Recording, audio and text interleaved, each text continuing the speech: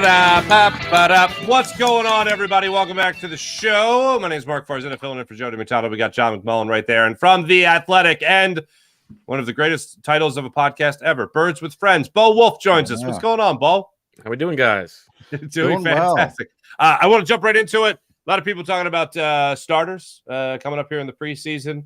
What are your expectations? We'll just start it with Jalen Hurts, the quarterback, the offensive line, those guys. How much of them are you expecting to see on Saturday night, if at all? Yeah, like next to nothing. I mean, they got a game on Thursday after this, and they've got joint practices starting on Monday, Tuesday. I would be shocked if we see, a series at absolute most. Yeah. That's what I'm wondering about, Bo, because I think, Jalen has enough cachet now. Runner-up for MVP, third amongst his peers in the top 100. I asked him yesterday, hey, what's your thought process on preseason football? And he's like, hey, if there's a game I want to play, can he go to Nick Sirianni and say, I want a series? And I think he might have that cachet to pull that off. And if he does, Bo. Why would he do that, though? Well, because he likes to play. He wants you to think he wants to. He doesn't want to waste a game. Come on. I'm talking about one series. That's all I'm talking about. Last year in the first, the Ravens aren't playing their starters, right? So it's not like he's going to be getting good work in. He'd be going up against and Ravens plus the timing. No, I said to Mark, my thought is because of the timing of the Cleveland practices, you're right back at it. The Cleveland practices to me have more to do with it. You're going to be there Monday and Tuesday to joint practices. Right. So I'm still leaning that way. We're not going to see the starters at all. But I just leave that slight little tint open. And if he wants to play and if he pulls it off, then the offensive line's you're not going to put him out behind the backup offensive line. But we're talking one series. Yeah, but that's the Jets thing. He's not just doing it for him. If he does that, he has to know that he has to make, 85-year-old Jason Kelce lace it up and play a series. He has to make Lane Johnson do it. Like that's the best point you made. The 85-year-old Jason. He's trying to be a good teammate. I think we might see Cam Jurgens play. Right. Yeah. He probably needs the reps, and they want to see him at right guard. I think. I don't know. Maybe Quez Watkins plays. I think Wes plays and starts on the outside. And they see him and Alameda together. Maybe the running backs get a couple carries. Maybe they got 5 first-team runners. Well, exactly. So some of them, at least one of the starting running backs has to play, right? Yeah. Unless Kennedy Brooks is playing 100% of the snaps. Now, Bo, you used to work for the Eagles. For those who don't know, before he moved to the Athletic, BLG, our buddy at Bleeding Green Nation, picked up. I guess a former intern was on Ross Tucker's podcast and let the cat out of the bag. He was 22. Yeah. And he was doing the depth chart. People get so fired up. He didn't say that he was doing the depth chart. He was putting it on the website. But it's done by the PR staff. It is not done by the communication that's also staff. So that the coaching staff has plausible deniability. Well, I'm saying, and I told Mark, Nick Sirianni's not coming down with the envelope from Price Waterhouse to here's the depth charts. It's Bob Lang and company. Why do people get so fired up about that burst unofficial depth chart? I think we've sort of crossed the line now to where people are upset about people getting upset about the depth chart, and no one's actually getting upset about the depth chart. Oh, all right. I think it's their list. It's the Eagles list, and everyone gets pissed about lists nowadays. You got the top 100. You argue about that. You bitch and moan about that, and now the Eagles essentially, even if it's not by the coaching staff. The Eagles are still putting it out there saying, here's our list. Here's our top players in every position. But the fact that they bunched, as John pointed out, they bunched the 5 running backs in that same category. They did the same thing with the Will linebacker alphabetical order, by the way. Hey, but you know what? Kenny Gainwell is still first. And then they bunch up the Will linebackers, the strong or free safety, whatever you want to call it, with Kayvon Wallace and Terrell Edmonds. So I understand that it's, to your point, Bo, plausible deniability. But for the people at home, when you're looking at this team and you're watching them in training camp, look at those position battles right now. Just get away from the starters for a second for this preseason game, because we all know probably not. You're probably not going to see a lot of the even 1 year, 2 year veteran players playing that are starters. But when it comes to the position battles right now, we know right guard for the most part is settled. It is settled. Let's go to the safety spot. Kayvon Wallace, Terrell Edmonds right now. Who's the leader in the clubhouse for week 1 of the regular season, who do you think will be that starting safety next to Reed Blankenship? I kind of think it might still be Sidney Brown. Oh, I think. Wow. Wulf from the top rope. Why? Oh, How is Sidney Brown making that up? I think after this game, you're going to see some depth chart movement. If you look at everything they've done with the rookies, right? Like Jalen Carter is not working with the ones. He took like a couple snaps with the ones on Thursday. That was like the first time we've seen that. Nolan Smith only in like injury forced situations has been with the ones. They're starting all these rookies like this. They have to work their way and earn their way up the depth chart. I think after this game, you're going to see some movement and you're going to start to see Sidney Brown getting some reps with the ones. And I don't believe that it will be Kayvon Wallace. To me, it's a race between Edmonds and Sidney Brown.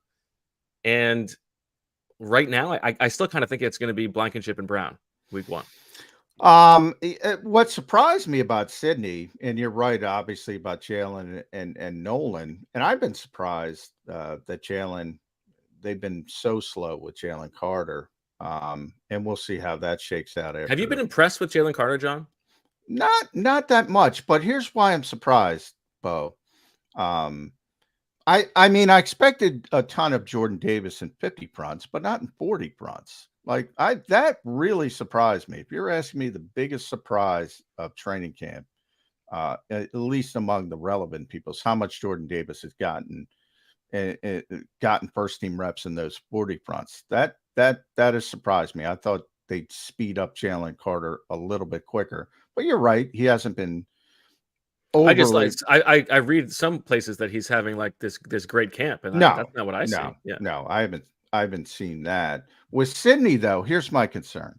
Like, he's going backwards. Justin Evans was getting more second. Where'd that come from? It's like, I maybe it's just a recalculation. And it's been, that big nickel's been Terrell and Kayvon. And ultimately, I think they're going to get to Sidney Brown, but I don't think they're getting to him week 1. I think, the hope is, he seems to me, and let me get your thought on this. He's always going a million miles an hour. He's got to slow down a little bit. Sure. He's got this tremendous burst, but he's just going a little bit too fast. Well, here's my case for doing it week 1. This is a new defense anyway, right? It's a new defensive coordinator. You're expecting growing pains, right? It's going to be a process over the first half of the season, right? So why not let Sidney Brown be a part of that process and grow with the rest of the guys who have to grow? It's not like you're expecting to go into the playoffs week 1, right? I think if you expect that Sidney Brown's going to be the starter at some point this season, you might as well let him start week 1. That's a fair point. Jim Schwartz is coming back in, so get the startup cost over. That was Jim's, startup cost. Get him over with. I see that, but it concerns me when I see Justin Evans getting. It's like, where did that come from? He's getting snaps ahead of Sidney Brown. It could be I think early on, it's every tie goes to the veteran, and I think it takes a little bit longer for them to break those ties. Understood. One more I want to ask you about is the linebacker position. Some people not so bullish on Nakobe Dean. I understand that he hasn't really given a lot of people anything to be bullish about really to this point. 1, do you think he plays on Saturday night? And 2, do you think he will be their starting middle linebacker when the season starts? I'm not sure if he's going to play on Saturday night. I didn't think that he was going to, but then he was a full participant. Yeah, at practice I was surprised on Thursday. they made him a full participant, Bo. So I think he might play a couple of series. Listen, he needs those reps. Like he barely played on defense last year, so I think they probably do want to see him play if he's healthy enough to play. I definitely think that he will be out there week 1. I would be pretty shocked if that's not the case. I think part of the reason for signing both of those guys, Miles Jack and Zach Cunningham, I don't necessarily take it as like we're out on Nakobe Dean, but I take it as, listen, this is a guy who had like questions about whether he could hold up at the NFL level coming into the draft. He's already injured now. We need to have a real backup plan. And I think that's why they went, volume there. I think he's going to be the week 1 starter. I don't really have a sense yet of whether I think, Miles Jack or Zach Cunningham is ahead of the other.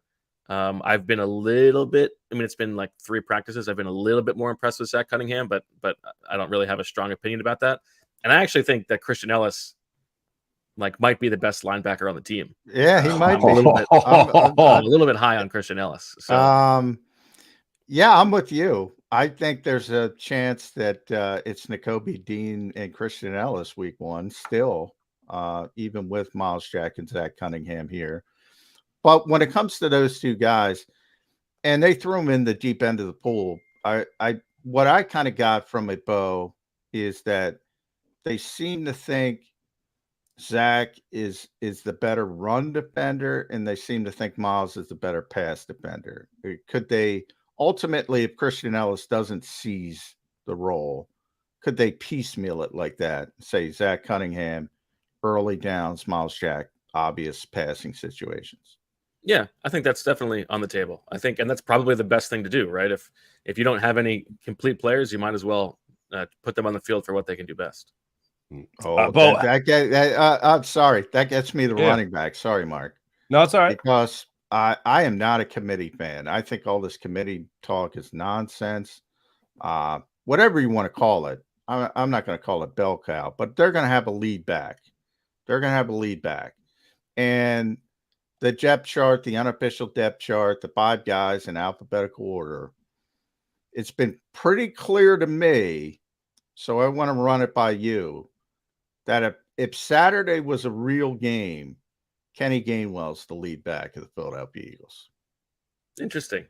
I'm not sure I agree with that. I think first of all, I don't necessarily agree that they want to have a bell cow. I think they know that they need to play the long game here, and they want to have options down the stretch. And so it makes sense, especially early in the season, to split that time. Especially when you have a guy like Rashad Penny who can't stay healthy. I think if they could pick who their lead running back is going to be, I think they would want it to be DeAndre Swift. I think they like the idea of what he brings to the table in the passing game. I think he has the most explosiveness. I'm a little bit skeptical that he is who they think he is. And so I agree with you that in the long run, I would bet on Kenny Gainwell leading the running backs in snaps this season, because I think he's the most reliable of the group. But I think that they want it to be DeAndre Swift because he has the highest upside. And then, it's the last year of his rookie deal. You sort of play the Miles Sanders game, and he can go sign elsewhere and get a comp pick in the offseason. But do you think it's out of the realm of possibility that you have Kenny Gainwell as sort of your leading rusher, your leader in rushing attempts, and you would have DeAndre Swift as your leading receiver out of the backfield? Yeah, I think that's definitely possible. Yeah. I think it's kind of shifted from the start of camp, Bo. I'm with you. I think they wanted it to be DeAndre. I think they got to camp and they said, DeAndre kind of kicks it outside. He's always that guy. And, it's weird to me because of Kenny's side. When they were backed up the other day at the link, Kenny Gainwell. When they're in the red zone, Kenny Gainwell. Like high leverage situations, he's the guy they trust. So day one, I think they were like, all right, Swift's going to be the guy and Kenny's going to be the third down hurry up guy. Now I think it's flipped. I think Kenny's going to be the guy and Swift's going to be the third down. I don't know about hurry up. I still think it might be Gainwell. I think he's earned that role. It's interesting because it's an interesting sort of philosophical question for the offense, because you've got this running back friendly scheme, right? The most running back friendly offense in the league, because you get to play next to Jalen Hurts and you get to play behind this offensive line. And so do you want the guy who is going to take what's there in Kenny Gainwell, who is reliable because he doesn't get hurt or hasn't gotten hurt yet? And if you look at the numbers, he is better than any running back in the league over the past 2 years at getting positive yards. He's the only running back who has gained positive yards on over 90% of his carries over the past 2 seasons. So if you have Kenny Gainwell back there, that he's going to get what's blocked and he's going to get downhill. Or when you have this running back friendly offense, do you want to invite the variance and have a guy like DeAndre Swift, who might be like Miles Sanders last year, where there are times when it's blocked for him to get 4 or 5 yards and he gets -1 because he tries to bounce it outside. But there are times when he bounces it outside and he's able to get 30 yards on one that you would have thought would have gained 4 or 5 yards. So I don't know how they feel about that. I don't know what their answer to that is. I think Rashad Penny is like sort of a lottery ticket for them. I'm not even 100% sure he's going to make the team, but I'm curious because like his numbers are so good when he is healthy. And then John, are you like a Trey Sermon guy? Because everybody's No, so I interested in haven't seen it. the From next Trey play he Sermon. makes for the Eagles, it will be the first. Yeah, right. Yeah. So I'm but curious to see what he does in the preseason. I'm curious to see what Rashad does because I'm with you. I think he could be the Anthony Harris type player. Like if he's the lead back, obviously he's the lead back. If he's not, he might be off the roster.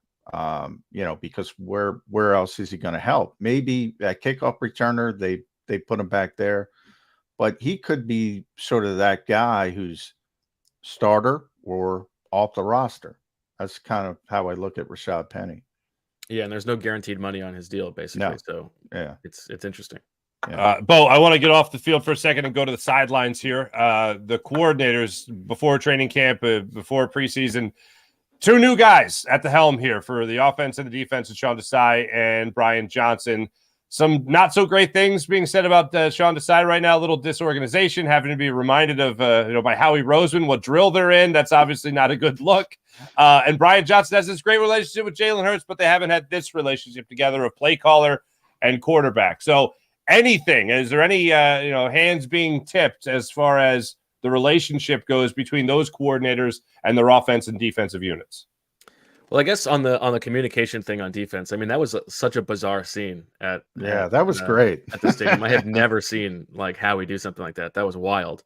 And I actually don't think that was necessarily on Desai. Like, I think what happened is Sirianni was going off script. They were supposed to do ones versus ones, and Sirianni was changing it up on the fly, and the headset wasn't working or whatever.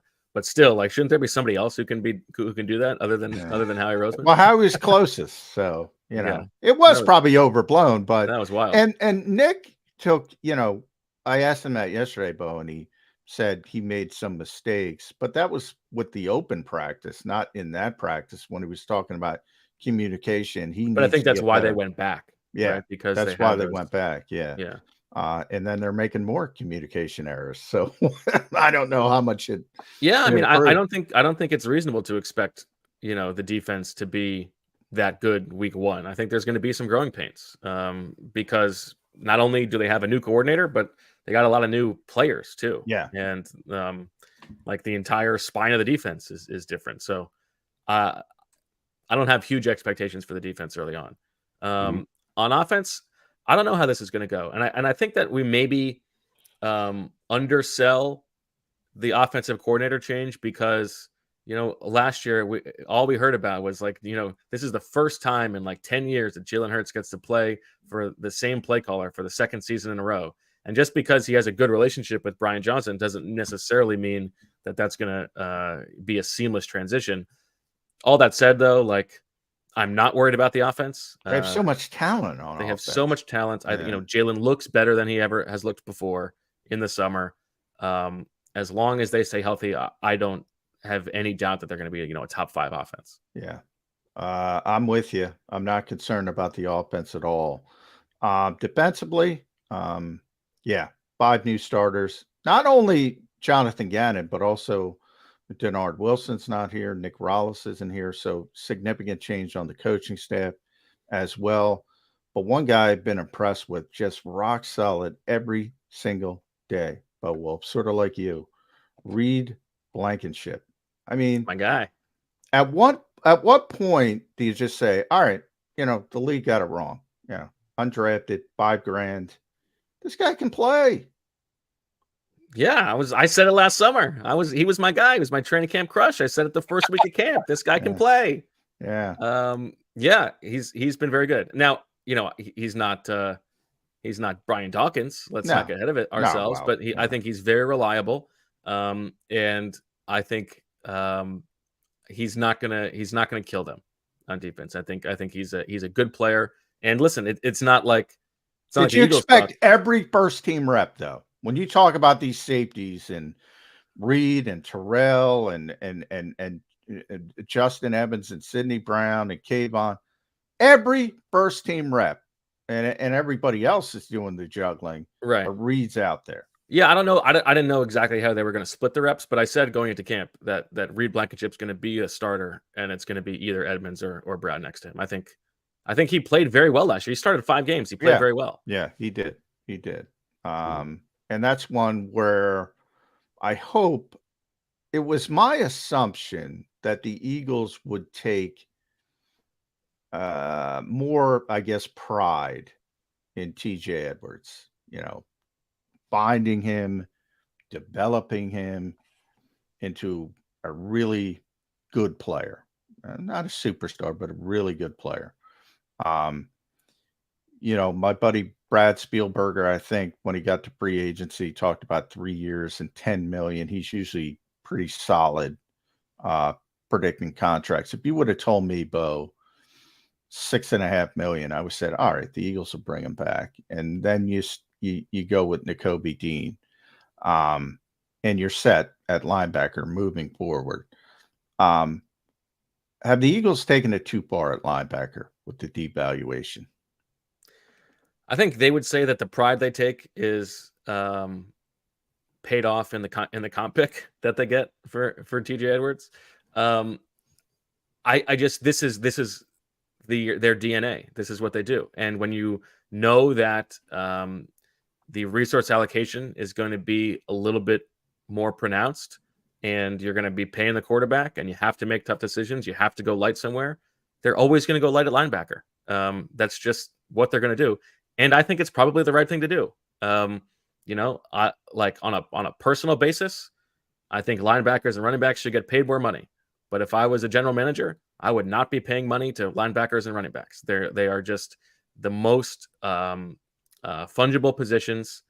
And like TJ Edwards is a good player, but the lesson of TJ Edwards being a good player is that you can find players like TJ Edwards like late in the draft. Yeah, but my argument to that would be Eric Wilson and LJ Ford, and they've tried this time and time again, and usually I was more surprised that they didn't draft a linebacker late, or really Ben Van Sumeren is the only undrafted guy they signed, and he's much more of a project. I would have expected that they would have had somebody else, like a Sean Bradley type that they wanted to add, but I'm not surprised that they let TJ Edwards go.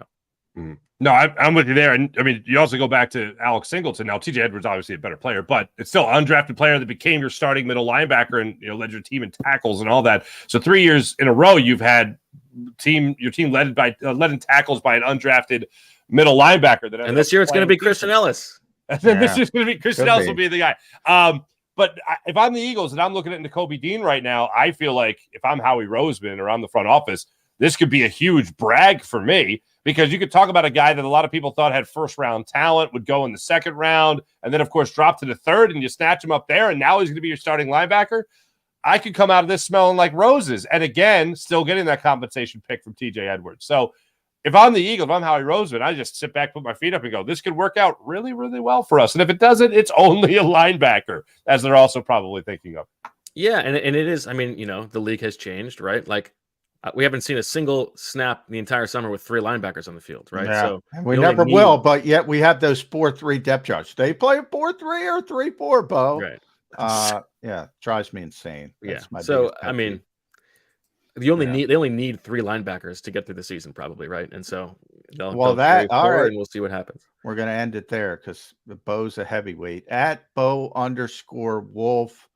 53-man roster prediction. Bo is the bane of my existence. I'm a former champion. He's a former multi-time champion. He's very proud of that. He's always holding it over. But Jimmy has the crown. Jimmy Kempsky is the current champion. We'll give Jimmy a shout out as well. I want to ask your thought process to me, and I want to ask you. It's become much more difficult with the expanded practice squads. There's much more strategy to it than there used to be. There's a lot of I invite the strategy. I do like the strategy of difficulty. It does. It's too easy to win 3 in a row. Then there he is, 3 in a row from Bo Wulf. But I've seen his banner at the NovaCare complex. It's pretty that's right. There's a flag. The vested veterans, you can cut a guy, bring him back for week 2, so you don't have to guarantee the money, all this kind of stuff. So you kind of alluded to it, but how much more difficult is it for you now, Bo, to sort of figure out what Howie's thinking when he's not yelling at Sean Desai. Well, John, I don't want to give you any of my secrets. Well, I know. Well, you already put it up. This is like a competitive advantage thing. I'm not going to check out Zach Berman, Bo's colleague, friend of the show as well. You guys just gave out your. We did, yeah. We just put up a 53. So I can read it. Yeah, I know. It's on the Athletic, so you anybody can read it. Yes. I think it is more difficult. I think there are a few ones this year where I wouldn't be surprised if, I wouldn't be surprised if they cut both punters, right? Like there's such a long time between the roster cut down and week one that there are some spots where they could go really light initially, knowing that they can backfill. And always cut the long snapper too. Right. You can do that with Lovato. Like, I think that the interesting ones this year are linebacker and offensive line, where I think the numbers that they carry initially might not match the numbers that they're going to have week one. Like you can theoretically put Dennis Kelly and Josh Andrews on the practice squad and promote one of them if you need them, and then pull them up as a vested veteran eventually. You could maybe do the same thing with one of those two linebackers. The position where like, what if they go really heavy? Like, could they carry 7 defensive tackles? Oh my God. They have to keep, I'm talking defensive front as a whole, minimum 11. Minimum. Yeah. And they might get to I think 12, it might be 13. And it might get up to 13. It's absurd how deep they are. They're really, really deep. Yeah. And it's like, this is one where I was talking about, I'm curious to see in the game on Saturday night, because the third team defensive line and the second team defensive line have just been killing the second team and third team offensive lines. Oh yeah. And like, so is it the case that they're going to come in and kill the Ravens offensive line too? And maybe we'll get to see the backup Eagles offensive line do a little bit better against a Ravens front that's not as good? Or is it going to be like, oh, wow, this offensive line depth really is. How big would it be if Tanner McKee stops the greatest streak in sports history? 23 consecutive. Well, there's two big streaks here. One is the Raven streak. The other is Tanner McKee, who has attempted 100 passes in camp, and none of them have been longer than 20 yards. So let's see if he can finally uncork a deep ball. Fair point. Make sure you follow Bo on X. This is the first time I can say drop that ecstasy and then follow away at Bo _ Wulf, The Athletic, Philadelphia, theathletic.com/Billy. And you too can see him and Zach Berman's latest 53-man roster projection, if you so be. I'm not looking, because that's one thing, Bo. I don't like, there was that wrangling back and forth. I'm above board with this stuff. I don't want the title. If I didn't earn it, I don't want the title. I'm gonna start throwing in some, because we're gonna have to do a few more of these before the camp is over. I'm gonna throw in some red herrings. All right. I'm not. Hey, I've got Eli Ricks on the team. I'm not going to be affected. Nick Sirianni competitive advantage is not going to work against me. But okay. All right. Just doesn't. Wow, I'm learning a lot about the relationship between you two. This is amazing. Bo, great catching up, brother. Thanks so much. Check out everything he's got. Birds with Friends. His final training camp roster, the depth chart, all that fun stuff, and of course from The Athletic as well. Bo, great catching up, man. Thanks so much. Thanks, guys. Thanks, Bo. But I had no idea you guys had that kind of relationship. That was awesome. He takes pride. He should. He should. Yeah. He won 3 consecutive, I believe. If I get it wrong, he'll correct me. The apple of your eye. The apple of your eye. In the words of your friend Jody McDonald, I believe we have to come back and put a bow on the show. Do we not? Put a bow on the show. Nicely done, Mark. Nicely. We'll be back in a minute.